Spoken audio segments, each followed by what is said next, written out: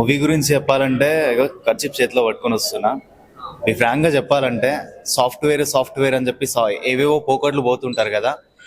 ఎటెళ్ళినా ఉదయించింది ఏమంటారు, పొద్దున ఎటెళ్ళిన తర్వాత పొద్దుముఖ వరకు ఇంటికి వస్తారంటారు కదా. ఎటు పోయినా కానీ ఇంటికి రావాల్సిందని అంటారు కదా. అటు సాఫ్ట్వేర్ పోకట్లు ఏ పోకట్లు అని చెప్పేసి పెద్ద పెద్ద పోకట్లు పోతూ ఉంటారు మన యూత్ ఇప్పుడున్న జనరేషన్ లో. కానీ ఈ సినిమా చూసినోడు మాత్రం ఎవడైనా కానీ సాఫ్ట్వేర్ అనే ఆలోచన కూడా రాకుండా ఉంటుంది. ఎందుకంటే కన్న తల్లిదండ్రులను వదిలేసి ఎక్కడో ఏదో మూలన బతుకుతూ వాళ్ళు ఉన్నారా, బ్రతుకున్నారా, తిన్నారా లేదా అనేది, అంటే అలాంటి సిచ్యువేషన్ ని ఎంత క్లియర్ కట్ గా చూపించారంటే అంత క్లియర్ కట్ గా చూపించారు. నిజం చెప్తున్నా, ఫస్ట్ స్టార్టింగ్ నుంచి ఒక ఫీల్ అనిపించింది.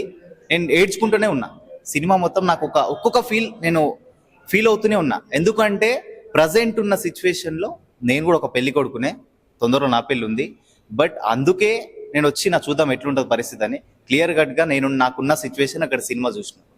నా ఫ్యామిలీ, ఇంకొకటి ఏంటంటే ఫ్యామిలీని తీసుకురావాలి అని చెప్పేసి కూడా టీం వాళ్ళు చెప్పారు. నిజం చెప్తున్నా, చాలా మంచి మాట చెప్పారు. ఎందుకంటే ఫ్యామిలీ వాళ్ళు కూడా చూడాల్సిన సినిమా. అండ్ మా ఫ్యామిలీలో మా సిస్టర్స్ కూడా తీసుకొచ్చిన.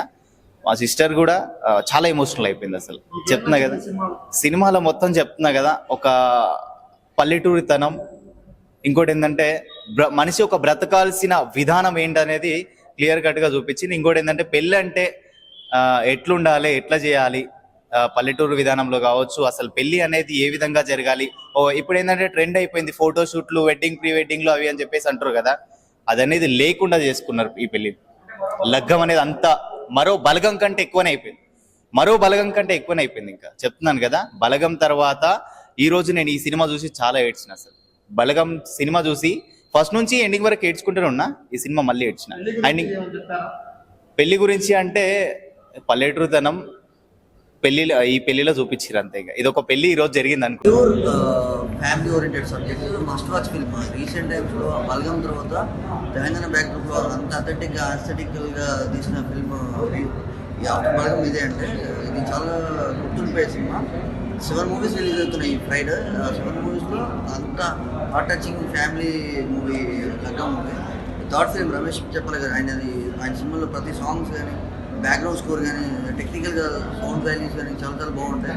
మస్ట్ వాచ్ ఫిల్మ్ అండి. ప్రొడ్యూసర్ చాలా బాగా ఖర్చు పెట్టారు. సినిమా స్క్రీన్ మీద కనిపిస్తుంది.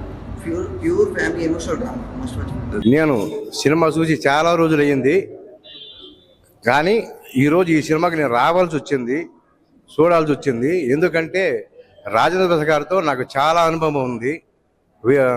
విజయదుర్గ గారితో కానీ, బాలాజీతో కానీ, గాయత్రితో కానీ నాకు చాలా చాలా చాలా సత్సంబంధాలు ఉన్నాయి. దానికోసం ఈరోజు నాకు ఈ సినిమాకి వచ్చాను. ఈ సినిమా ఎప్పటిలాగే రాజేంద్ర ప్రసాద్ కామెడీగా చూడొచ్చు, కామెడీగా ఇందులో చూడకండి. ఇది చాలా అద్భుతమైన సినిమా. ఎవ్వరు కూడా మిస్ అవ్వద్దు. చూడాల్సిన సినిమా, మరీ చూడాల్సిన సినిమా. ఎందుకంటే రాజేంద్ర ప్రసాద్ గారు సీరియస్గా చేశారు. ఏడుపు వస్తుంది కళ్ళల్లో. ఇప్పటి వరకు నేను ఏడ్చాను, ఇప్పుడే బయటకు వస్తున్నాను. Thank you. తప్పకుండా మీరు నా ఛానల్ చూస్తున్న వాళ్ళు ఎవరైనా సరే లగ్గం సినిమా చూడాలని మరీ మనస్ఫూర్తిగా కోరుతున్నాను. రాజేంద్ర గారికి కూడా థ్యాంక్స్ చెప్తున్నాను. సాఫ్ట్వేర్ కూడా గుండె హార్డ్వేర్ అవుద్ది. సాంగ్స్, క్లైమాక్స్ సాంగ్స్ అయితే కళ్ళల్లో నీళ్లు తెరుపులు అయితే ఉండవండి. కంపల్సరీ చాలా బాగుంది. ఎవరు మిస్ అవ్వకండి. మరీ చూడాలని మనస్ఫూర్తిగా కోరుకుంటున్నాను.